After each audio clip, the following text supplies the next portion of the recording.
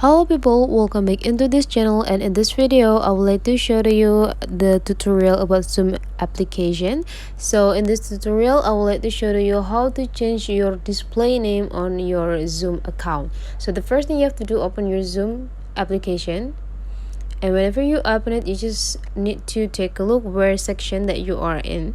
So sometimes when you first timer open the application, you will be generated into the meeting section, but then you just need to jump into the more, and after that you just need to go click your account.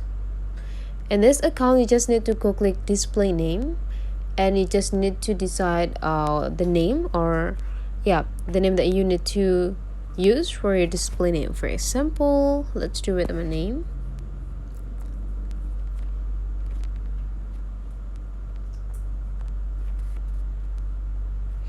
And here in the display name you just need to change the name that you want to show them.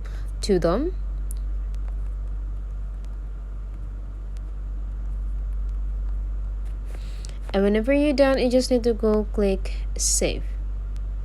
And now your display name is already changed. So that's the way how to change the display name on Zoom application or Zoom account. If you found that this tutorial today is useful for you guys, don't forget to leave some comment into this video and find more tutorial from this channel.